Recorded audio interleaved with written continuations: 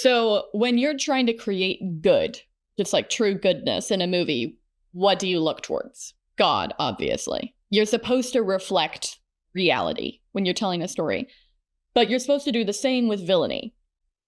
And so if you're looking for a framework rather than just a particular example to pull from, look to the devil. Like, what is the devil? And that's going to provide you with a framework for what villains need to be in stories. Haven't seen violence inherent in the system! Help, help, I'm being repressed, bloody peasant! Oh, what a giveaway. Did you hear that? Did you hear that, eh? That's what I'm on about. Did you see him repressing me? You saw it, didn't you? Welcome back to Help, Help, We're Being Repressed, where we are once again on Zoom. Have we done this Zoom situation before? I feel like this is a new setup. You have a fancy microphone now. Yeah, we're seeing if it works because the other one didn't work as much. The struggles. Not fidget with it. Anywho, today You sound so alive. it is once again morning, so I waive all accountability for what I may or may not say. Yeah, that makes sense. Because that's allowed, right? Because you're not a morning person. There's someone else in the morning that does all those things for you. That's a great observation. Yeah, it's not a quote from somewhere. It's not a quote, it's a paraphrase from Ashtown. Yeah, there we go. Where Cyrus does the whole, I'm not a morning person, there's someone else inside me who does all the morning things. That's you. For me, it's afternoon, so I'm fine. Afternoon. Yeah, the time change. Anywho, we elected to talk about villains today. Yeah, the good ones and the bad ones. Because we've brought them up a lot. Yeah, it seems like an important like when we're assessing things, we constantly will reference the villains or the villainy in a movie. So it's about time we isolated it and had a little chat. Just the good, the bad, and the ugly. A little chat. The badly done evil. The good, well done evil. What makes a good villain in a story? You kick it off. I was like, are you asking me? Is that a question? Or are you just announcing This is the a topic? conversation, isn't it? No, I think it should be a monologue and I'll sit here and watch. Not like I haven't monologued, but no. You get to talk. Well, I think one of the things that makes a good villain is genuine evil. So I don't love the newfound trend of the misunderstood villain. However, I also don't like this type of unrealistic evil where it's like it's all bad. And so I feel like if you look at like Encanto, right? There's a type of judgment on the older woman, the grandmother, right? Yeah. Where it's like the villain is just your bigotry. Like this bigotry. It's a very like, don't know the best way to describe it. It's very cultural. It's very all of these ideas that's just anti-you. It's not realistic in the lack of nuance and the reasoning, you know? Where it's like, I feel like there's the two ditches where we do the misunderstood villain, where it's like, oh, actually it's not a bad guy. But we also do the like, here are all of these evil qualities that this person has for no actual reason. That don't have any sort of cause or flip side. Yes, it's like, okay, so there still actually needs to be a reason for the evil. Even if I don't like here's all the, all of his sad, tragic backstory. I don't necessarily love that for it to be always the thing. But I also don't like just the stereotype of bad, ABC, Mm-hmm. Which I think Encanto does. I think other modern things sometimes do that. Well, not just modern. Yeah. So the two ditches. One, they were never really evil to begin with. Exactly. It was a result of their childhood or their trauma or their mother didn't love them or like whatever. Oh, so no. like Toy Story 4. I weep for you. Where it's just like wasn't even a villain. It was all a misunderstanding. And then on the other side, I would, rather than putting Encanto there, I feel like... I haven't watched Encanto in a while, so I might have misrepresented that. But that's from my memory. The demonstration of Nazis there in many movies. Yes. So think like Captain America, which is fun, but we have a tendency to make the bad guys big block cutouts of generic evil. Yeah. With no humanity of their own. Yeah. And like you said, Captain America, the first one, I haven't really seen any of the other ones, but the first one's a fun popcorn hero movie. You know, it's just like, look, USA, evil bad guys, you know? Mm-hmm. But it's very simplistic. It's not complicated. It is just, like you said, cardboard cutouts. And that's not a well done villain. You're not giving those characters the respect of making them real characters. Exactly. All they are is opponents for your hero. It sometimes does not need for the villain to have like any type of, I think any good reason. So when I say that it needs more nuance, I don't mean they should have all of their reasons for how they act, right? I think the only good part they need of to the be Dark 3D. Knight, yes, I was like, I think the only good part of the Dark Knight, I don't know which one it is. It is the Dark Knight. Yeah, okay. The Batman movie is the Joker. second one. Yeah. And he is the villain where it's like some men just want to watch the world burn. Mm-hmm. And sometimes that can be the reason. So it's like there's something twisted, like broken about this man. But it's not just the like, oh, he's bigoted and racist and like big bad guy without any sort of feel to him. It's not like, oh, this man kicks puppies, he's evil. Like, you know, we have all those. That does make you evil, though. It does make you evil. However, you can't just be like, yeah, here we have this character who kicks puppies and we're all like, just whacked something. Don't whack things. Yeah, so it's like, okay, you need nuance, but you also don't get to have enough, like, you don't get to delete the evil with the explanation. Yes. I think one of the really toxic things about the villain backstory, and we get this in movies that are just about the villains, as well as ones that are, you know, just sympathetic to the villains. And movies like Maleficent or... Okay, don't cite that one. I haven't watched it and I have no idea. Okay, no, I haven't either. But I'm just saying, for example, we have movies. Our culture likes to do movies about the villain. Cruella de Vil. Cruella. Yeah, I don't know all of them, but I have watched Cruella. And what a lot of them do is they make so much backstory that it's like, look at this beautiful destruction of this character in the way that it makes sense that she turned evil. It's our villain era, right? Where it's like the world did this to her versus she did it to herself. And I think it's really toxic for people to really enjoy. Removes accountability from your own life. Yes, it removes accountability from your own life because you watch that. And even if you're like, yeah, they're still evil at the end. Even if you see the evil at the end, it makes it romantic. Have you ever heard the phrase, they had every right to become a villain? Yes. That's one of the things people say. But then like, people want to feel that. You never have a right to become a villain, actually. People watch things and then they project the movie onto themselves. And they're like, or vice versa. But they watch the movie and they're like, now all of these slights done against me. All the time someone didn't say thank you. All the time someone like, you know, made me do the dishes and my sister never has to, you know? It's like, oh, I have what the right. What can I say? Shut up. It's like, I have the right to become the villain. Yeah, it's like you're getting all these good points for simply not being awful. Yes. It's like, no, it's you like, actually... Because of the fact that I didn't actively be awful in response to all these mild problems that I'm going through are points instead of desiring to be positively good.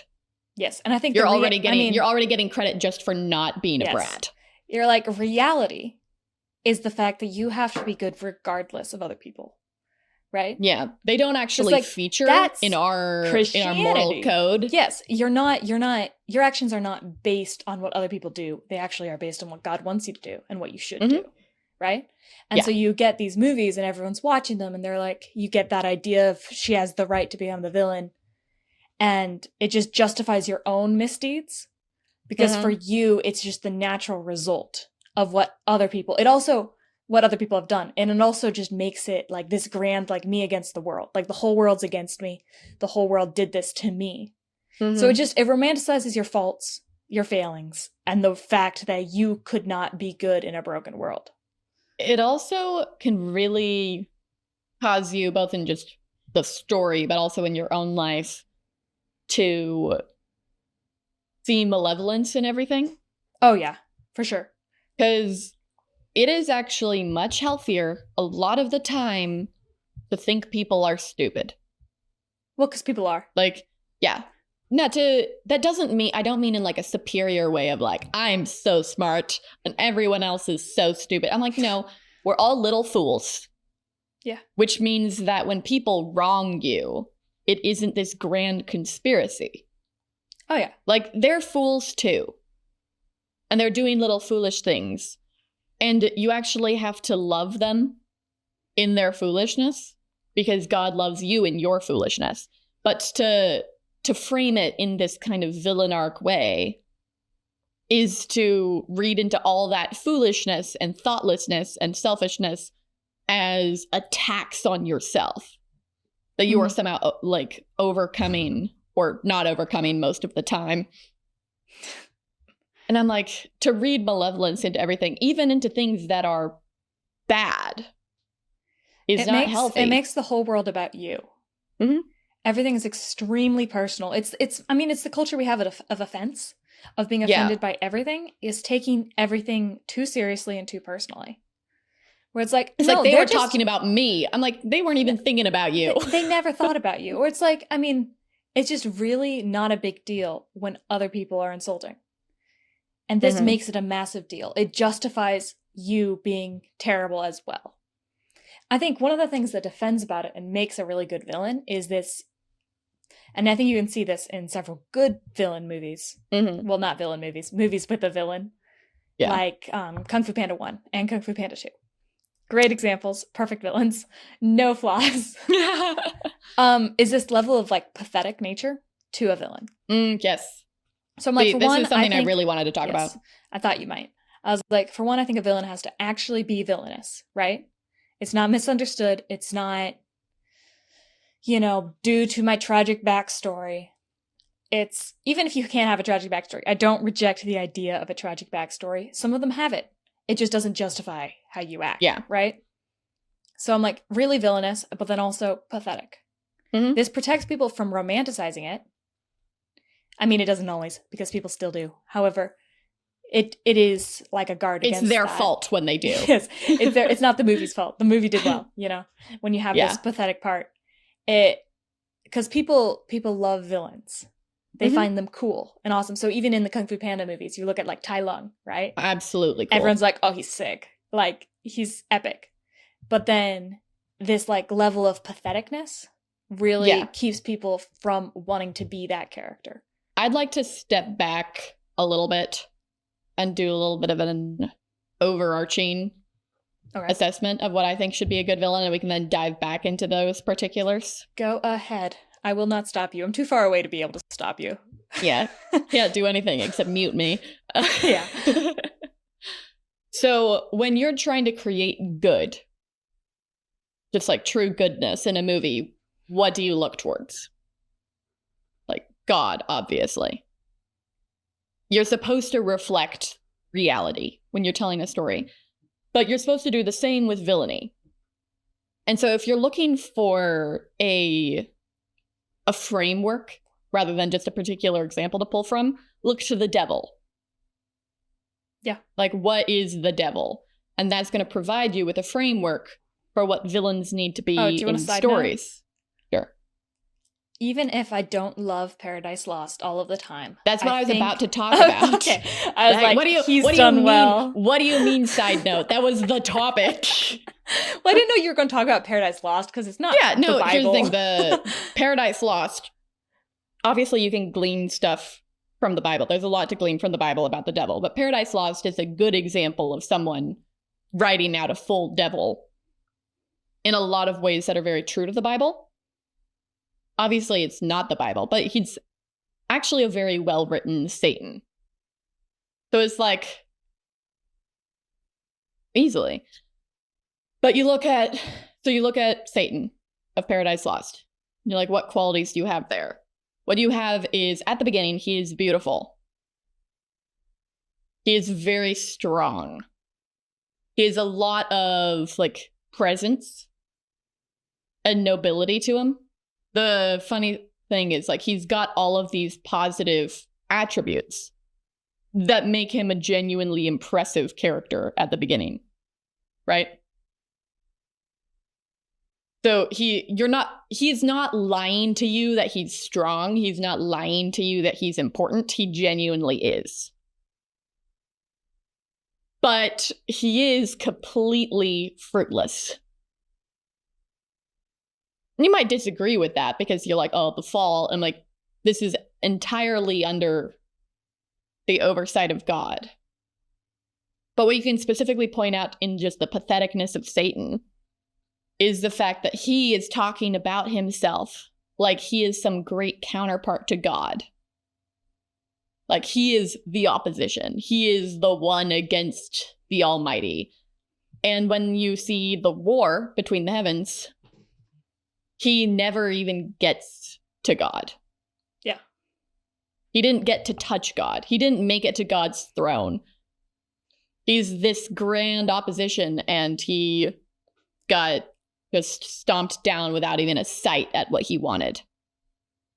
Yeah. And then after that, he's constantly getting worse and worse and worse and more pathetic as he shrinks down and he loses a lot of his beauty and he shrivels in on himself and he relies on tricks and deceptions, even though he's still acting like he doesn't.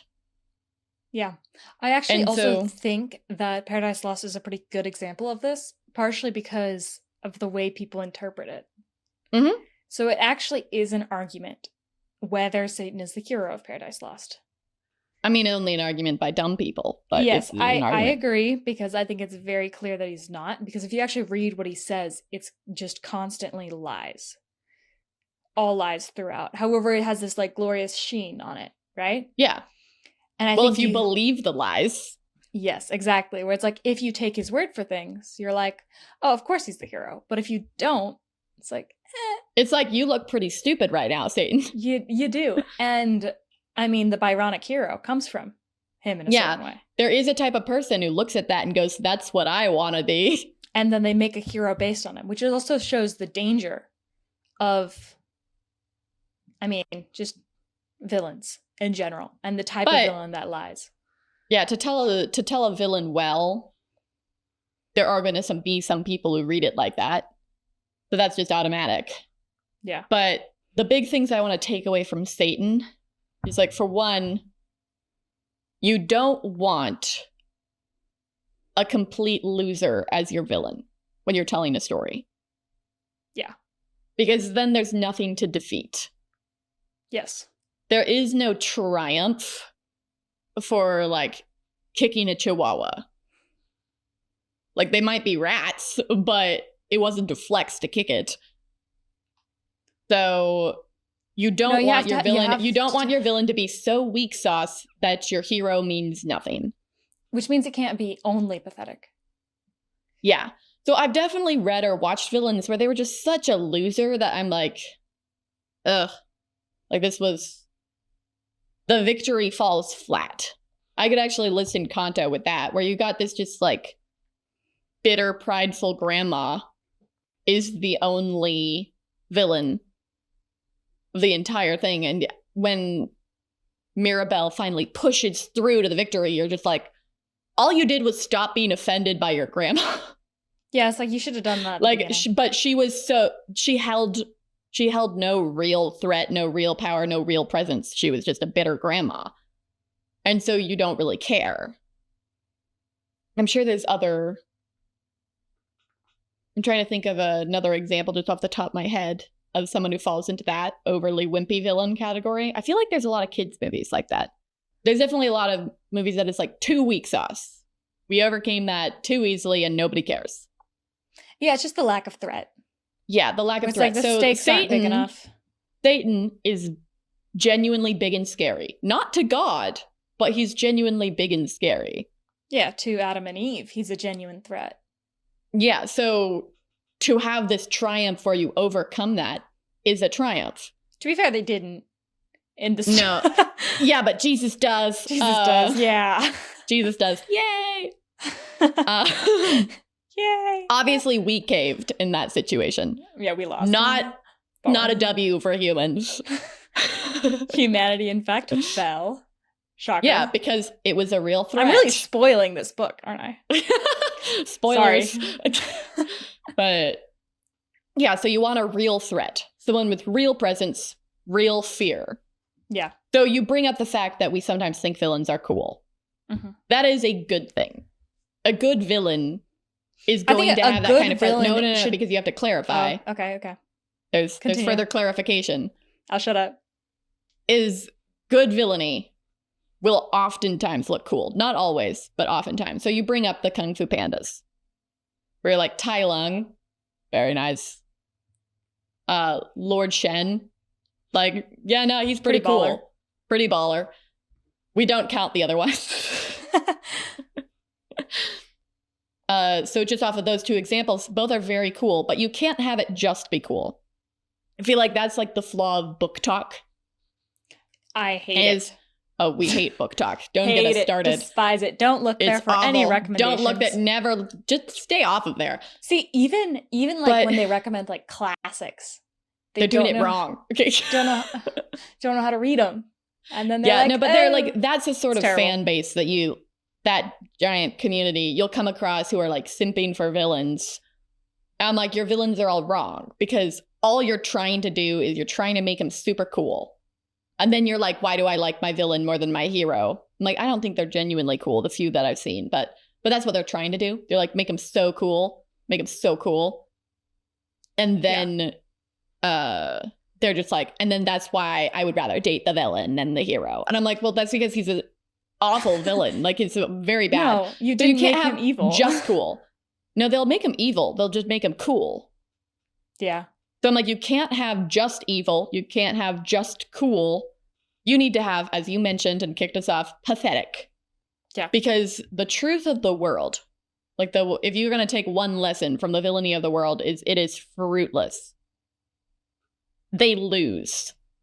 Yeah. Because this world is not the end all be all. There's eternity after. And we are called to go through life with the confidence that villainy loses. It's like, obviously, Christ has already become the victor, but the fact that the entire world is under Christ's dominion and that we have the eternity after, it's like no matter what they do now, it'll be to nothing in the end. I think this is one of the things that's dangerous. Well, I mean, this is not just about villains, but any type of flaw, is people feel like you're giving up these things when you become a Christian, right? Mm-hmm. So you're like, oh no, I can't drink, I can't sleep around, I can't do these things. Oh no. And they really, even when, oh no. Oh no. But even when they become a Christian, they think of it as a loss in a certain way. Not everyone, but I think it's common. And they're like, yeah, or you can find people, be jealous of people who converted later because they had fun first. They had the experiences, and it's like, okay, so they're looking at it and they're still thinking that it's a fun thing, right? But in reality, those things just destroy you. Like they're not fun. It's not fun. It breaks you. It's terrible. It's like, I mean, it's just a different type of self-destruction. So it's like, but people do that with villains too, is you watch it and you're like, oh, but what if I could act like that? Like, if I wasn't a Christian or whatever, and I converted later, they're like, oh, it's cool.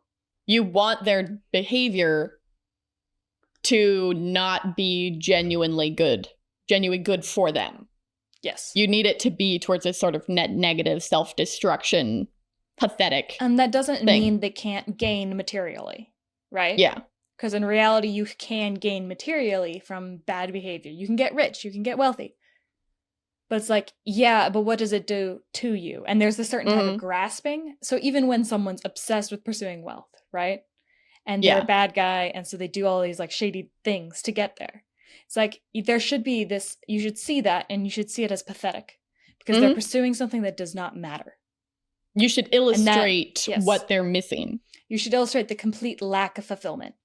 Or the fear. So I think with Satan in Paradise Lost, but I'm sure there's other characters that I can't think of right now. But there's like a type of fear that you can find in a villain. I love that. When you've got the super strong, cool villain, but there's that element of just afraid all the time. Yes, there's just like something they can't get over. They're afraid of dying. They want eternal life. So they're afraid of God. They're afraid of relevance. Yes. So there should be something that's like, so like Tai Lung. right? Mhm. Super cool. Like that scene where he breaks out of jail as a kid, So that was cool. like, that was So everything. cool. That was awesome. However, you see his obsession with being the Dragon Warrior when he just can't. Yeah, Which the is this just fear- deep desire for something that he just cannot, will not, should not have. Yes. Not And to it's just mention like- daddy issues. Yeah, where it's just like he's kind of pathetic in the sense that Mhm. he cannot give up on this thing. There's this It's like, thing where- how can you be so strong and so cool and so not content? Exactly. I think the lack of contentment is a big thing that you can have in a villain, right? Mm-hmm. But then I guess you can have it in not necessarily, I don't know if I'd call it pathetic, but I do think the Joker is a good villain in The Dark Knight. And He's you look pathetic. at him. Yeah, there is this, I mean, partially because of his insanity, Mm-hmm. but it's like looking at someone being like, you will never be happy. There's fundamental things in life that you simply will never have. You will never enjoy these things Mhm. because you're broken. And so I think that's important. So I'm like, okay, what did we say? We said actually evil, like Actually, real evil, stakes, real rounded. threat. Rounded. I think if you look at Kung Fu Panda 2, I think the first two Kung Fu Pandas are just really good examples of this. Mhm. Where I'm like, Lord Shen, right? That's his name? Yep. It's been a while. He's cool. He's strong. He's cool, and but just he is eaten very- away by insecurity. He's very, very clearly pathetic. Oh, he's a good example of fear of death, fear of destruction. Where Mhm. he's so threatened by the idea of this black and white warrior, right?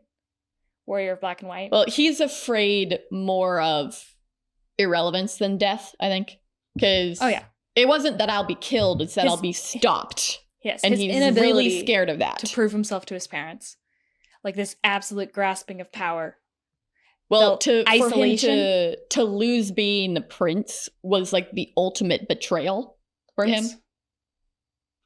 Was like, I can't bear the thought of not being that. But yeah, so very afraid. But you see at the very end when he's asking Poe, like, how did you do it? How did you get Mhm. over your scars? And you see how much he cannot. Right? And I think that one is a very good example of one of the reasons I hate villain backstories being like romanticized. Because Poe and Shen, although very, very different, they both have terrible backstories, right? Mhm. So it's like Poe, his whole family was murdered. I mean, I know they say they weren't in all murdered. Yeah, no, that's bogus. in the third I movie. don't. I'm I never not like gonna it when lie. a sequel destroys something from an earlier movie. I hate it. I just delete the third movie in my mind. Yeah, and the fourth was never watched because it The doesn't fourth, exist. I never watched and never am going to. I know some people like the third movie. I do not. I think it really lessens the value I of can the first. cite reasons, but I'm not going to because we're staying on topic. So on topic. So on topic. Villains. But I think you see a good example of one person with, I mean, Shen doesn't even have that tragic of a backstory. It's just, Yeah, no, but it is true that a feeling of rejection from your parents could be very weighty. But it's supposed is so much worse. but you see the two people and one person discovers his backstory and does not turn into a villain. He discovers that you massacred my family. You killed my parents. And it's like, and I am not seeking vengeance here. I've definitely mentioned it before, but it is something that I really, really love to see is when heroes and villains have similar or same backstories. I like it too. Because And I think it that- defeats, it does defeat the dangers of the villain backstory. yes, because you can see two people choose different paths. And you can see the correct way to do it. Yes. And I think that's really good for people to watch and people to see because it makes you think the villain chose the wrong path. And one more point, and I think this has helped like to just the general description of a good villain, is you have to want them to lose. Yes. You should not be cheering for them. You should not be if people are universally cheering for your villain, we got a problem. That doesn't mean they can't like your villain. Oh, yeah. People I love like lots of villains villains. I love Tai Lung. I love Lord Shen. I love the Joker as characters. as characters. But they're great, and I'm cheering for the good guy. Little Oh, less yeah. with Batman. Just because I don't like the Christopher Nolan Batman, but technically I'm cheering for the good guys. Well, you don't want Joker to win because that would No, be bad. no, you don't. No. So you want people to want the villain to lose. And that's helped by that kind of patheticness. So Tai Lung had one of the coldest intros of like any movie character. is that prison break. Yeah. And you, awesome. watching it, want Poe to win. Yeah. There's like nobody in the audience who doesn't want Poe to win. So that's partly for that is both having that level of patheticness for your villain, but also just making sure that you give them a true good counterpart. Yes. So that's like writing a good villain, you need a good hero. Otherwise it defeats the point. Yeah, like the quote from Outlaws of Time, every hero needs to be part nightmare. Yeah. It's just the scarier your villain, the greater your hero needs to be to overcome them. Yeah. And so that holds true. Anyway, we should go over some more examples. Okay. I'll bring up Commodus from Gladiator. Oh my gosh, he is a great villain. He's an iconic villain because he's scary. Oh yeah, I think especially he's genuinely you scary. see the way that he's actually able to manipulate the mob. He's not. You think at first, I think instinctively that he's not smart. Like you think he's kind of dumb, Mm-hmm. but it's like, but then you see his success, and he knows how to deal with the people. Mm-hmm. Like he's an idiot, but he has strength. He's a genuine threat to freedom in Rome. I mean, he kills his own father. Like he's actually very. He's winning. Yeah. Like, for most of the movie, Commodus, despite his weaknesses, is very clearly winning. His violence is winning. But he's so pathetic. Oh, yeah. I mean, you don't like him partially because of his twisted, like, love for his sister, which is very Mm-hmm. But gross. also, I love, in villains, it's great to have little contradictions as well. Yes.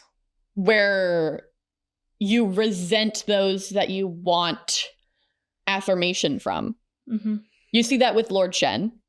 He resents his parents when all he wants is affirmation by his parents. Tai Lung resents Shifu when all he wants is affirmation from Shifu.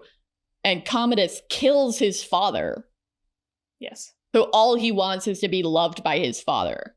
Like, he wants the throne, but the first and foremost thing he wants is to be acknowledged by a great emperor. It's one of the things where it's like a character usually hates someone that is what they want to be. Yeah. And they can't reach it. So Commodus is a really good example of that. His break hatred, what you don't have. Yes, his hatred for Maximus is because Maximus is everything that he isn't and wants to be. So it's actually an admiration that turns into resentment. Yes. And that is something that shows up in a lot of villains. Yes. Like, as it should. It's just, if you can't have something, you try to hurt Sometimes it's as simplistic as Snow White. Mm-hmm. Where it's like, she is beautiful. The queen wants to be beautiful. So The I'm a queen killer. actually, like you see in the queen trying to murder her, an acknowledgement of her beauty. Yes. Like, it's not like she's pretending it isn't there. She wants to destroy it because it's beautiful. He wants to destroy Maximus because he's strong. It's not... And they don't reject the fact that the person is great. Although they'll say the opposite a lot of the time. Oh, yeah. But they know. Will. But they know, which is why they want to destroy them. So I think Commodus is a really good example. Commodus is an excellent example. Someone who's like, he has the genuine presence and intimidation. You hate him. You want him to die. And everything's like, it just really works. What's the name of the villain from No Country for Old Men? Ooh, Sugar. He's Sugar. a great villain. He's a great villain. Because this is kind of an example when we're talking about how a well-rounded villain doesn't necessarily mean tragic backstory and understandable behavior. Yes. Sometimes they're just a psychopath. Yes. But even the psychopath, you're going to have the patheticness once again. Because you look at Sugar or whatever. Sugar. Is it not just Sugar? No, Sugar. It comes from the word for surgeon, I think, which is interesting. Oh, that is interesting. Well, you see him, and I'm going to be talking about the movie because that's the movie. Like, the movie and the book are not the same. They're not the same. Both are good villains, right? But they're not quite the same. But in the movie, you really clearly see how Sugar is just stunted. Yeah. So you're like, he's intimidating. He's scary. He's definitely got presence. And then you see him talking to the main dude's wife. Was his name like Llewellyn or something? Moss. Llewellyn Moss. Yeah, Llewellyn's wife. And it's just in their conversation, it's so clear that she sees things that he just can't. So him being like, call the coin flip. And she's just like, do you not understand? Like, it's you shooting. Like, do you not see this? Like, sorry, I can't help thinking about the book. So yeah, like every choice you're making is yours. Like I said, both good villains, definitely different. But in the movie, you see this in this conversation where he's just kind of like blank-faced. This lack of understanding. Just doesn't see these basic human things and human things that would give you joy and fulfillment. Yeah. And it's just like, you might be impressive, but you're a hollow man. I mean, I think one of the interesting things about him that makes him a better villain is also the way in which he has an entire philosophy. And I know that's not every villain, and it does not have to be every villain. It should be some villains. But it is one way in which it makes a villain interesting. Mm-hmm. So he has an idea, a concept that, and I guess we should just keep talking about the movie, because I think the book is different. Don't want to get into the whole comparison right now. No, it's not the same thing, and it might change. Yeah, let's just stick the philosophy of the novel. But I do know that the philosophy of the novel and the movie are not the same. No, I think the movie is probably less despairing. Well, yeah. And if you've seen the movie, you're going to be like, how? How? Like, that was already pretty bleak. But it can be more bleak. But this is actually, we talked about this with Lilo and Stitch. Yeah. Where you have to realize, we also talked about this last time when we were talking about analyzing stories. I'm starting to think we watched too many things. We're like, No Country for Old Men and Lilo and Stitch actions together. I'm just saying, the actions of a movie are also saying things, not just the words. Yeah. So same with a book. So when a book or movie says this, therefore that, that's a statement. Mm-hmm. So we talked about it in Lilo and Stitch, where we're saying the original movie said Nani is selfless. Like, it might be unrealistic in the real world to some different, like, people have got on my case for that. I don't care. But the point is, she was being genuinely selfless, regardless of the pragmatism or whatever. Like, she's being genuinely selfless. Yeah. The movie then rewards that. Yes. They give her an easier time. They let her catch a break. They give her rewards. Yeah, eventually. She goes through a very hard time first. Yeah. So what is the statement there? Yeah. It's a moral statement. This, therefore that. The new movie changes it. They say Nani is being selfless. That's bad. You should be about yourself. Therefore, we're requiring you to change that about yourself. And we will not reward any of the selflessness. In fact, people love hearing that. They're like, oh, it should be about me? Yeah, what? Okay, but the movie says you're being selfless, but that in itself is selfish. So you will catch no breaks. You will have to change completely and be more about yourself and hand over your sister. It's only when you start thinking about yourself that your life gets easier. Yes. Once you start thinking about yourself, everything gets better. That is an entirely different moral statement. So when you're looking at No Country for Old Men, the basic philosophical changes, it's like both look depressing, but one of them has a cause and effect that is despairing, and the other has a cause and effect that is not. Yes. So the example you've given before is the fact that in the movie, Llewellyn... I thought we weren't going to talk about this. Sorry, my bad. But this is something I like to hammer on because people don't always think about it. Llewellyn cheats on his wife. Yeah. Ergo, he loses. That's the moment he fails. He gets killed. And in the book, he doesn't. He refuses to cheat on his wife. And then he gets busted and killed. And then he dies. And I'm like, that's a critical change. Because he dies, kind of he fails also, in both.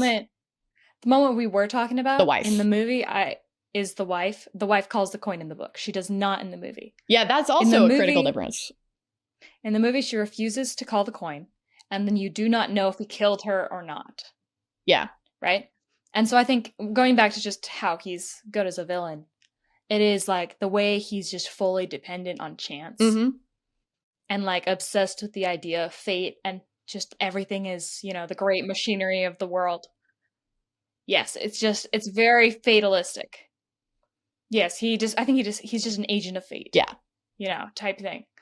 And that's very interesting in the movie because of the way he gets called out for it by the wife. Yeah. And that kind of reveals the flaws in his logic. And it's an important moment in making him a great villain. That line is the movie shooting down his entire philosophy. Yes. It's like, it doesn't matter that fate's real. This is your choice. And then the book, it doesn't shoot down the villain's philosophy in the book. Yes. In the movie, I think there's more of an answer than in the book. I think the book is more of a question. I think it's a good book. I think it's worth reading. However, it's just a little strange when you compare it. Yeah. And you're like, okay. I like the movie. What is one saying versus the other? The movie's very good. Okay, what's another good example of a villain? So we have There's like so many. Sugar, Commodus, the Kung Fu Panda once. Kung Fu Panda's just perfect. No flaws. Although I can give a shout out to the fact that when you're talking about real evil, you don't need a top to bottom genuinely evil person. You need an evil thing at play. You need a villainous object. So... Okay, I was like, what do you mean by that? Oh, I'm about to elaborate. I'm not following. Well, just think of like How to Train Your Dragon one. Oh, yeah. It's like there's an evil thread, like an evil force. And this idea... his conflict is mostly with his father. So and he's not the villain. Yeah, the big bad... He's an antagonist, but he's not the big bad villain. So the big bad villain actually matters less than all this spiraling conflict. Yeah. With the idea of there being a deep-seated hatred in everyone. Especially between Hiccup and Stoic. Where when they don't agree, they can't simply not agree. They actually have to like force the other to submit, or like they can't. There's no discussion possible. There's just this hatred blocking any sort of discussion. Yeah. So that's someone where like Stoic is not 100% evil. No. He definitely is not a good man at the beginning, like in a lot of ways. Say he's not a good father. He's not a good father. He's a good man. I think it could be argued that he's a good man. But he has bad qualities. That doesn't make you good. Yeah, no, he has bad qualities. But he has good qualities. And then he has this huge failing in his life, which is his life as a father. Son. Yeah. And so because of that, you have intense conflict with high stakes from a cool person. So all the things we listed, but without him being a 100% evil person. Yeah. So Stoic, he was cool. He was threatening. He was intimidating. And he was pathetic in the way that he couldn't talk to his son and he couldn't let go of his bitterness and like all this stuff. Yeah. But he's not completely evil. And you can see a similar thing in Ghibli movies where you see villains that are twisted in something, but not 100% evil.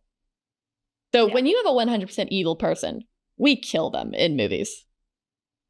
But when you're taking this more nuanced thing, you frequently want them to get what's coming to them, but you can have them coming out of the other side better.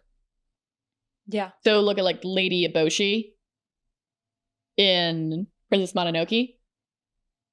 Very like nuanced character right there. She's got convictions that are good. And she's allowing them to pardon all sorts of things that are bad. Yeah. And so she's twisted into this dichotomy of like only one of us can remain standing just with the whole natural world. She kind of hates anything stronger than her. She wants like, partially because she's a woman and she's so protective of the weak, she resents strength. And so she gets what's coming to her, which is like she loses her arm and her whole city's burned down. Or town, I guess. Yes. And then she comes out of the other side changed. Yeah. So like you get the comeuppance, but you don't have just an execution. Yeah. Someone mentioned to me earlier The Witch of the Waste from Howl's Moving Castle, where she's awful. The book or the movie? Okay. She's awful. Then she gets what's coming to her. She gets drained of all her magic and all like, and then rather than like still resenting her in her pathetic state, all the characters just like have pity for her. Yeah. And allow her to like continue to grow and learn in her new state. Where it's like she's pathetic, but it's not just put them down when you're dealing with more nuanced. Yeah, okay. But you have to see that those situations, even when you're dealing with a villain that is not 100% evil, you still want to be hitting those beats. You want them to be strong. I also still think it's important that it's want not them to be a pathetic. misunderstanding. Mm-hmm. Like, in both of those circumstances, Lady Eboshi and with the Witch of the Waste, they were genuinely bad in certain ways. And stoic. Witch of the Waste was more just actually bad. Like, she's just a bad person. Lady Eboshi, it was like there was, like, conflict inside of her. However, some of the things she did, genuinely bad. Right? Like, actually, it wasn't a misunderstanding. Yeah. She had reasoning for it. She decided that she wrong and cared bad more decision. about her people than anyone else. And she killed people who shouldn't have died and hurt people who shouldn't have been hurt. And like, yeah, this is not related to Ghibli. However, one of the things, I might have said this on here before, but I don't remember what I say. So it goes out and then I delete it forever. But I've seen girls saying, you know, talking about heroes and villains. oh, So, like, I hate this. oh, you know what I'm going to say? Yeah, like, the reason why girls These are like book talk choose girls. the villain. This is like book talk girls. So dumb girls who think they are read. slightly literate. Literate enough for porn, you know. Continue. They say you choose the villain because the hero would let you burn to save the world. Yep. And the villain would let the world burn to save you. Which is so incredibly wrong. It's hilarious. It's very hilarious. I'm like, sure, Lady Eboshi is kind of the villain in that. But what I was going to say, I'm like, yeah, usually a villain, so like, take Commodus, evil villain. It's like, he would also let you burn to save himself. Yeah, no, that's the real difference between a hero and a villain is a hero would die to save you and the villain would let you die to save himself. Yes. Like, that is that's a the much more actual comparison. And I think it's important in the patheticness. Mm-hmm. Where it's like, scared, trying to save their own skin. Mm-hmm. And that's it's not always the case because there are types of villains where there's something to admire, right? Mm-hmm. I think you can get this in like old warrior type culture things where it's, I'm trying to think of an example. Tell me if you think of one. Wait, say that again. Where it's like old warriors, like without morals. So if you watch like a show about Vikings or... Oh, like Ragnar. But then no, here's the thing. Yeah. When you're looking at the pagans, they have their own values. So they're still going to have values. My point is, even a bad character in that story can have like this type of nobility. Mm-hmm. Right? But I still think there needs to be something that's like, you look at it and you're like, ugh, can't. Well, the thing is, you can have the same thing with people on the good side. So look at Achilles. Yes. Where Achilles, justice for Achilles. People rag on him, but he's actually kind of cool.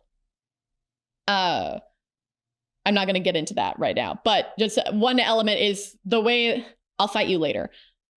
Achilles, he's like the strongest person in the entire Trojan War, physically. Yes. Just undeniable by both sides. Achilles is the strongest. Yes. And one of his lines, which is the opposite of Satan's line in Paradise Lost, is, I would rather be a slave on earth than a king in hell. Yep. And that's him just being like, I am the strongest person alive and I'm scared to fight. Yes. Like, I don't want to die. Mm-hmm. When he's basically immortal. And I'm like, that can be a really compelling... Turned out not entirely immortal. We missed the spot. Okay. But he was right. Yeah. Like, he was correct. And most villains are. He's not a villain. But it's something that makes a strong character compelling. When they know their own mortality like that. And the fear is very compelling in a villain. And I think you need to have a hero be able to get past that. And I think a good mark of a villain is someone who can't. Yes. So one of the best like little dichotomies you can have is a strong villain who's afraid to die, and a weaker hero who is not. Who isn't. Yeah. And that's like the best little setup, because it's like, obviously you want the hero to get stronger, but look at Gladiator. Maximus is stronger than Commodus. But there's more than one definition of strength.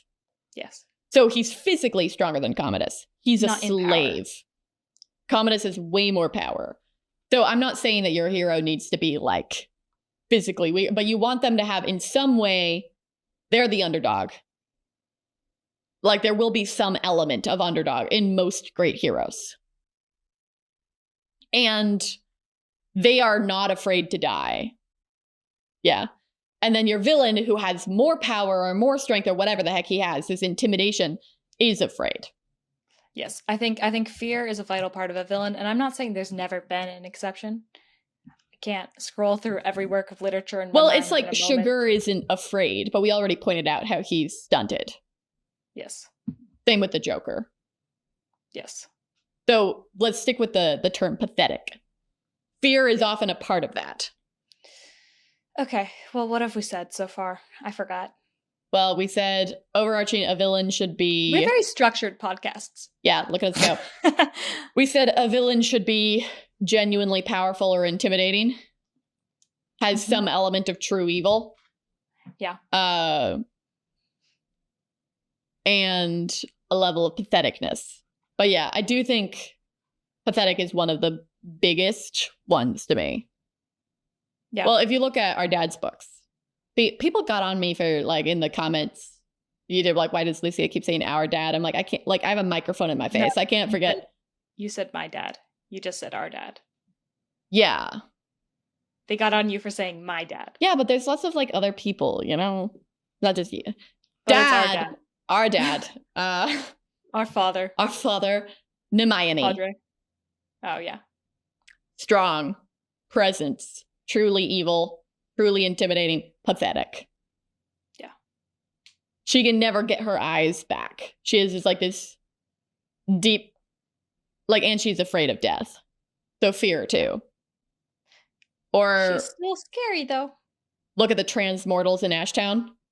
Mm-hmm. Big, intimidating, scary, afraid of death.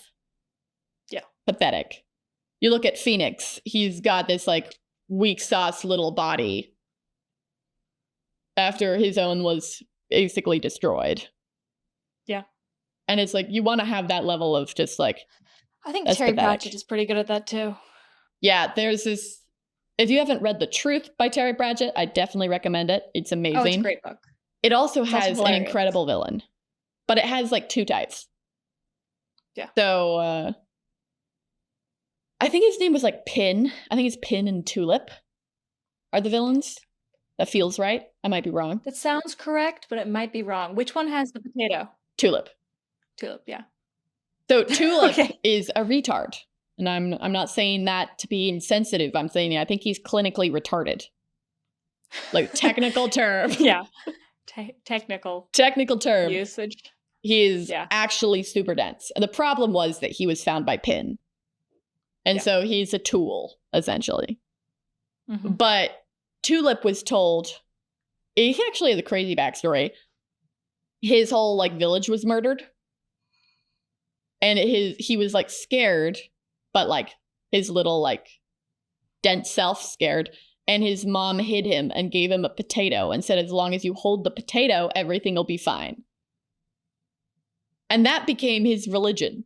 Was he just figured he could do whatever, but as long as he had the potato, everything would be okay. Because mom said, she's dead now, but she said. But she said, if I have a potato, I'll be okay. And so he's very sympathetic because and his actions were shaped by the man who found him. Yep. He's being used, but he's just convinced that everything will be okay because mom said so. Yes. So that's sad. But then Pin is the one using him. So he's awful, right? He's using this poor guy to do all sorts of just straight up villainy for money. Yeah. But then where you see the true patheticness is when they're both about to die, he shoves Tulip down first and takes his potato. Because he's freaking out. Because he's freaking out. He's super scared to die. He knows he's destined for hell. And so he steals this, like, idiot's potato. Yeah, and it's this man that's had wild confidence, is just incredibly evil. Yep. Like, and brutal. Just and cocky the entire time. without humanity. And then at the very end, Is just terrified. Faces everything he's ever done. And the only thing he can hold on to is a potato. From the retard. Yeah. And he takes it from he him. took it from, like, that's so mean. But then, of course, they die. They face the Grim Reaper of the Discworld, and Pin is told, you don't both have it. face judgment. Yeah, Pin is like, I have a potato. I'll be fine. I have it, because he's, like, totally breaking down. And Death is like, tough. You actually, like, that's not going to save you. And then, meanwhile, Tulip wakes up to, like, I don't have my potato. And Death is like, don't worry, you always have a potato with you. And it's like, okay, here's the thing.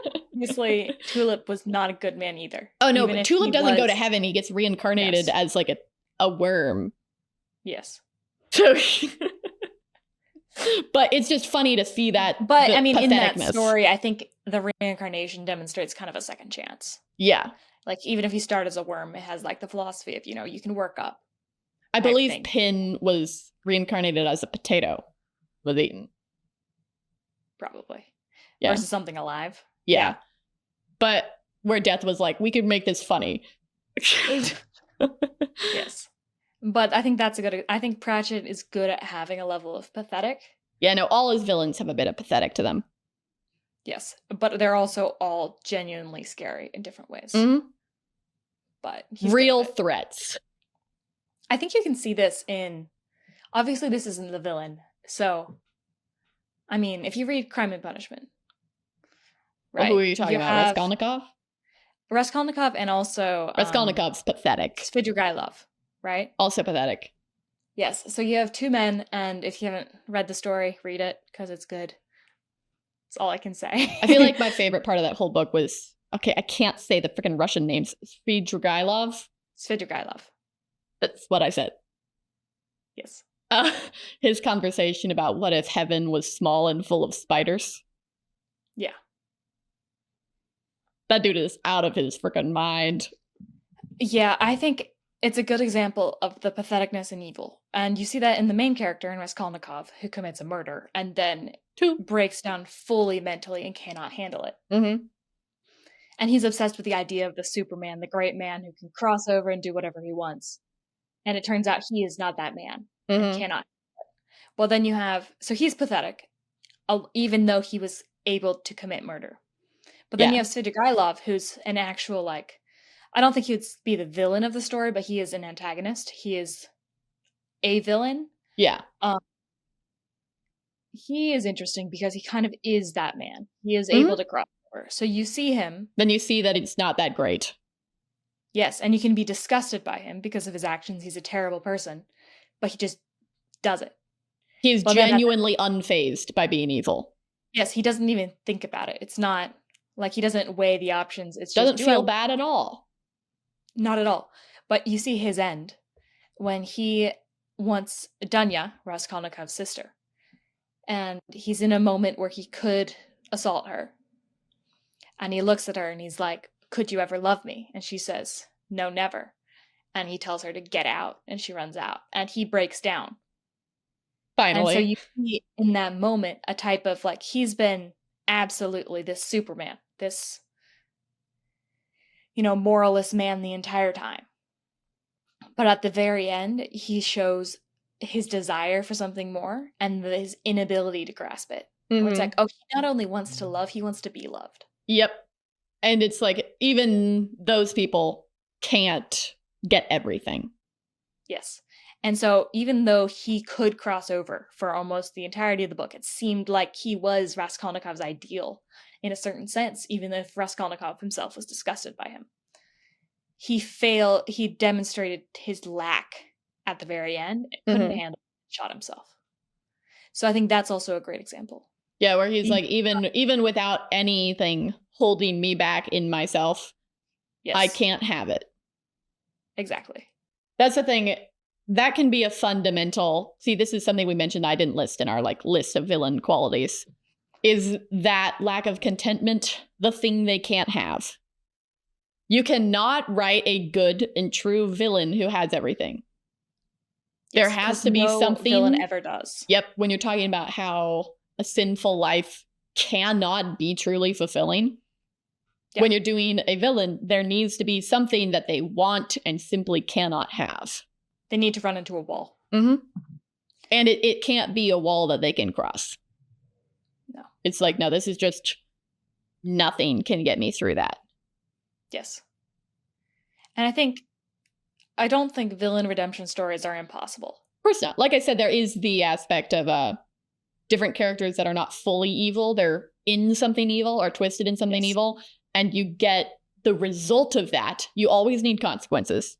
You get the result of that and then coming out better. Yes, but if you give me a villain story, he needs to reject what came before. Yep. In order to redeem himself. It needs to be a turning away from confessions. Exactly. Biblical. See, this is something, I don't remember if I've mentioned this before.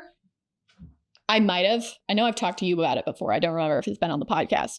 But I'm just saying, if you are a Christian, you don't get to not forgive people. Right? And so I have seen so many people reacting to stories of redemption with nuh-uh, or I could never forgive him. Like, no, he abused somebody. Like, he did all this horrible thing. And I'm like, tough. Like, redemption can come for literally anyone. See, you talked about that being a theme in, like, Dostoevsky. Ugh, so hard to say. No. Dostoevsky. No, there's no F's in there. We'll say it again. It's hard to say. Dostoevsky?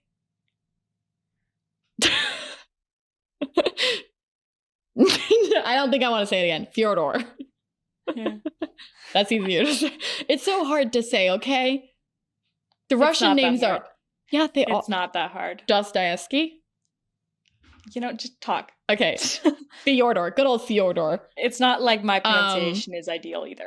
I'm sure Rory knows how to say it. He can make Rory knows how to say it, right? Yeah. You're talking about a theme in his books being the fact that redemption can come for anyone. Yeah. And it's like, no matter how bad you are, because even with, this is just so hard. Svidrigailov. Svidrigailov. Yeah. Even him, in all of his horrendousness, had the option. He had that moment of seeing what he can't have and where he's broken and where his wall is. And that was the moment where he could have chosen to change. See, that's actually, I'm in a Dostoevsky class, so I am influenced. But it's one of the things that we've talked about suicides being, is when a man is in a crucible of doubt, or if he's in a dark place, like against God, he runs into the truth. Mm-hmm. So like Svidrigailov in that moment, when he let Dunya go, ran into the truth. He ran into an idea of morality. He ran into his true desires. Like he wants actual love. He doesn't want to rape this woman, right? He wants her to love him. Yes. So it's like he runs into a type of truth. He runs into morality, which he's never hit before, apparently. It's like, this is new. Yeah, crazy.